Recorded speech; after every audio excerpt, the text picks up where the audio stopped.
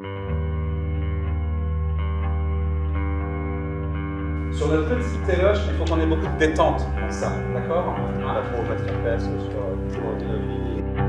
Ça, c'est à toi. Vous, les idées. Hors-piste est né pendant le premier confinement. J'ai eu la chance de dire au revoir à la compétition en mars 2020 par une dernière victoire. Donc sportivement, c'était idéal.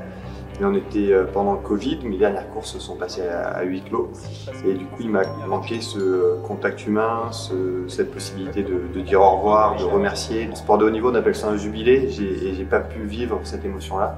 Et donc le projet hors-piste est né pour venir en quelque sorte un peu recréer ce contact direct et pouvoir à mon tour aller vers les gens et pouvoir les remercier. Tu l'achètes en double, voilà.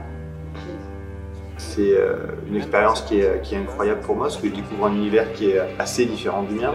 Je découvre une nouvelle manière de travailler, je découvre par contre aussi plein de similitudes, le fait d'être accompagné par une équipe, le fait d'avoir pensé à un projet pendant des mois voire des années avant de pouvoir enfin le mettre en œuvre et puis répéter. Et pour ça, à la MC2, on est dans de super conditions, on est bien accueillis, on a des espaces de travail qui nous permettent de continuer à créer le spectacle. J'ai encore beaucoup à découvrir, je crois.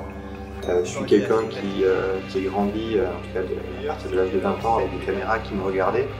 Et je pense que pour être en contrôle, je me suis aussi enfermé dans une carapace un peu émotionnelle.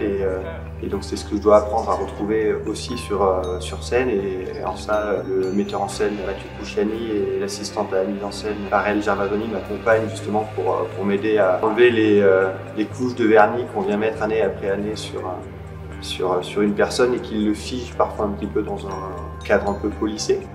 Dans notre petite télé, de grandes émotions. La MC2, c'est finalement assez symbolique parce que c'est à Grenoble. Moi, j'ai habité sur le Vercors pendant plus de 10 ans. Aussi Grenoble, ville olympique. Donc finalement, il y a beaucoup de choses qui viennent s'agréger. La MC2 essaie aussi justement de décloisonner les publics. C'est un peu on va dire l'essence de ce projet-là et la richesse de ce projet-là, c'est de dire qu'on mélange les univers. On est censé construire un projet hybride qui plaise autant aux passionnés de biathlon qu'à la personne pour qui le sport ne fait pas vraiment partie de son quotidien. Je crois aussi que les Jeux de Paris 2024 et l'Olympiade culturelle notamment nous permettent de pleinement investir ce projet et de donner sens un petit peu à ce projet atypique aujourd'hui au sein de la MC2.